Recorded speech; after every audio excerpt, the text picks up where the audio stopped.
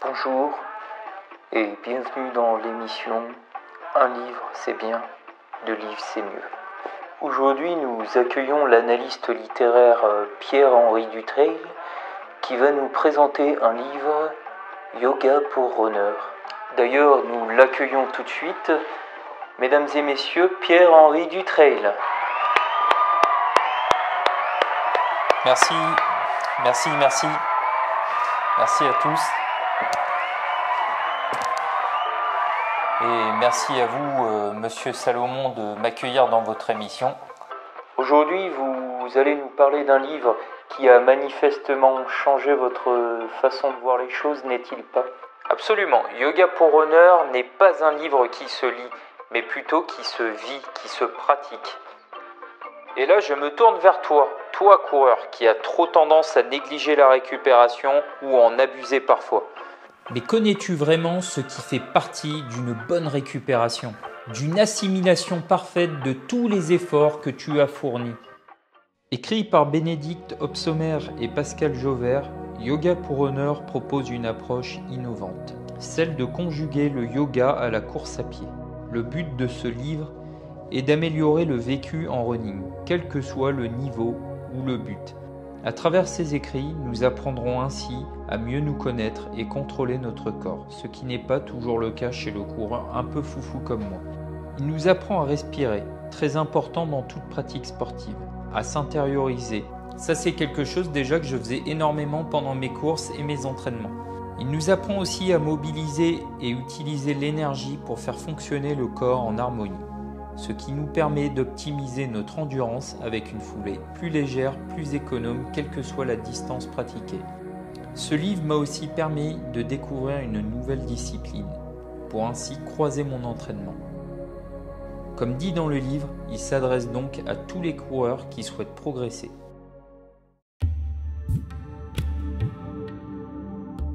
Le livre nous guide dans l'approche du yoga en y amenant peu à peu la course à pied. Là, je peux vous dire que c'est déjà super pour les gens comme moi qui n'avaient aucune notion basique. On y intègre des éléments très importants comme le souffle, le mental, le corps par exemple, pour ne citer que. Par la suite, nous nous portons sur les notions de biomécanique. Le but, c'est de comprendre clairement ce qui va agir sur notre posture et la qualité de notre foulée. C'est à mon sens l'un des chapitres le plus importants pour le débutant qui souhaite se lancer en course à pied. Et là, je vais demander aux auteurs pourquoi il est si important de se connaître lorsque l'on débute la pratique. Bénédicte et Pascal, les créateurs du livre Yoga pour Runner, n'ont malheureusement pas pu réaliser des rushs vidéo étant confrontés à des impératifs de réorganisation post-confinement. J'ai donc construit cette vidéo à partir de leur retour écrit. Bonjour Max. Alors, pour répondre à ta première question, voici mon retour. Mieux on connaîtra son corps de l'intérieur en matière de ressenti notamment, et mieux on saura gérer son effort. Cela est important aussi bien pour la personne qui se met à courir pour ne pas se faire mal, que pour le compétiteur à qui cela permettra d'améliorer ses performances. Dans ce chapitre, nous rentrons vraiment dans le vif du sujet. Nous abordons vraiment les principes pour une bonne approche du yoga. Pour exemple, la synchronisation du geste et du souffle, qui n'était pas évidente pour moi au début de cette pratique. On y apprend aussi à travailler la ceinture scapulaire. La ceinture scapulaire, c'est un ensemble osseux qui permet le mouvement de tes épaules, vers l'avant, vers l'arrière, vers le haut, vers le bas. Avec les muscles, bien sûr, hein. S'il n'y a pas de muscles, ça ne peut pas bouger. Et justement, je voulais demander aux auteurs pourquoi le travail de la ceinture scapulaire est-il aussi important en running ? Quand on regarde la foulée sous un angle global, le mouvement qui permet de courir démarre dans les épaules et se répercute dans tout le corps pour arriver jusqu'aux pieds. Comme expliqué dans le livre, le fait d'ouvrir la ceinture scapulaire va donner plus de place au sternum, corriger l'hypersyphose et permettre à la fois un meilleur volume respiratoire et un meilleur mouvement du diaphragme. Cela agira aussi également sur la circulation énergétique dans le corps. On y apprend aussi la foulée dite consciente. Mais qu'est-ce que la foulée dite consciente et qu'apporte-t-elle vraiment aux coureurs ? Définir le terme de conscience relève plus de l'ordre de la philosophie. chacun a son approche. Quoi qu'il en soit, plus le coureur sera présent à chacun de ses gestes et plus il pourra économiser de l'énergie. Par exemple, des crispations au niveau de la zone des épaules peuvent être présentes lorsqu'il court. Le fait d'en prendre conscience permettra de les libérer, de soulager les muscles et d'économiser de l'énergie.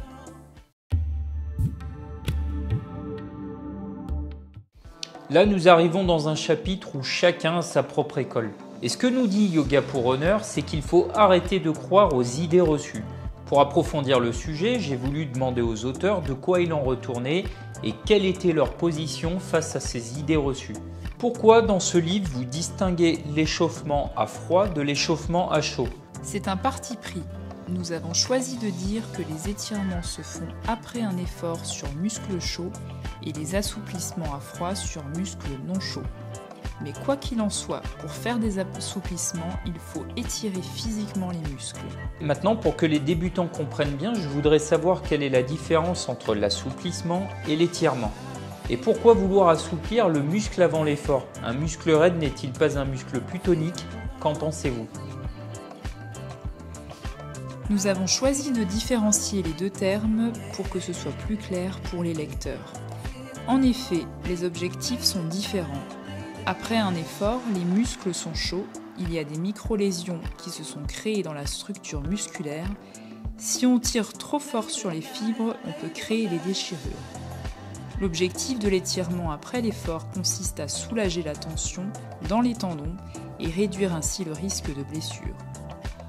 Pour les assouplissements à froid, l'idée va être de gagner en souplesse, notamment au niveau de la chaîne musculaire postérieure, qui est particulièrement raccourcie chez les coureurs.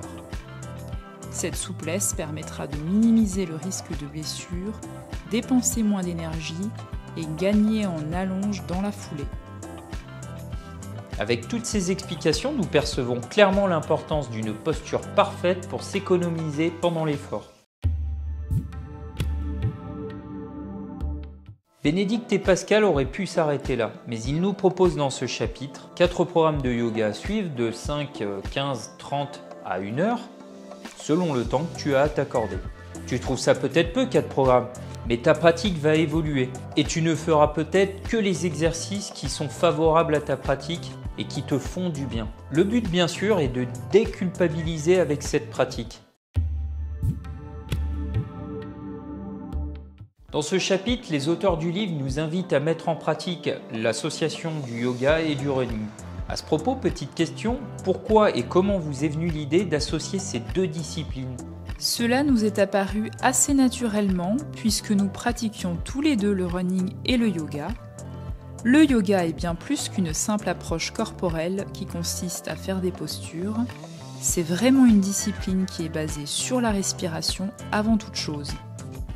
Ce qui est bien dans ce chapitre, c'est que par le biais de petits exercices qui nous sont donnés, on peut s'apercevoir des mauvaises postures que l'on peut avoir parfois en courant. Beaucoup de ces exercices sont faits pour travailler la pose du pied, un truc à ne pas négliger si tu veux aller plus vite et plus loin. Pour ma part, je les utilise comme des gammes à l'entraînement ou en côte, ce sont des très bons exercices. Voilà, par le biais de ce livre, j'ai découvert une nouvelle discipline que je vais venir ajouter à toutes celles que je pratique déjà. Une discipline à mon sens complémentaire à la course à pied. Pour certains, ce sera peut-être dans le but de performer, pour d'autres, de prévenir les blessures. Dans les deux cas, c'est un super outil. Pour observer les résultats, encore faut-il être assidu. Comme nous disent les auteurs, il faut savoir s'écouter, écouter son corps. Je remercie énormément les deux auteurs du livre qui m'ont permis de réaliser cette vidéo et qui se sont prêtés pour moi au jeu du question-réponse. Merci à toi aussi Max d'avoir présenté notre livre. Aujourd'hui, nous mettons en place un réseau d'enseignants nommé Running Yogi dans toute l'Europe francophone. Nous sommes en train de développer cela aussi vers le Québec, l'Australie et les pays hispanophones. Il est possible de participer à des séances de running yoga avec nos ambassadeurs ou bien de venir se former à l'académie pour des sessions un peu plus longues et approfondies. Les infos et détails sont disponibles sur notre site web running-yogi.com. Et bien entendu, vous retrouverez l'adresse de leur site dans le descriptif de la vidéo. C'est top, franchement dans ce livre, j'ai vraiment l'impression d'être guidé pas à pas, avec des exercices détaillés et des images pour tout ce que je viens de citer.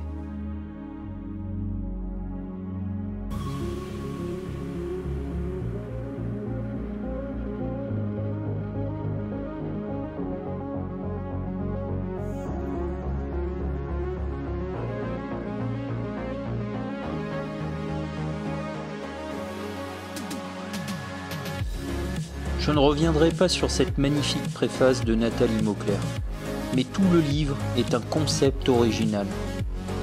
À la manière de Kilian Jornet, c'est une vision redéfinie de la course à pied. Un nouveau chemin, disent-ils. Une pleine conscience qui, très certainement, vous emmènera plus loin et plus vite pendant très longtemps, je l'espère. Retenez cette phrase écrite dans le livre: votre corps est un laboratoire dont vous êtes le laborantin et non pas le cobaye.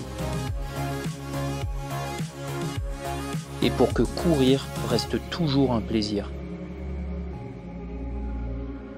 Bon, je vais peut-être changer de métier et aller courir, je pense que ce sera mieux.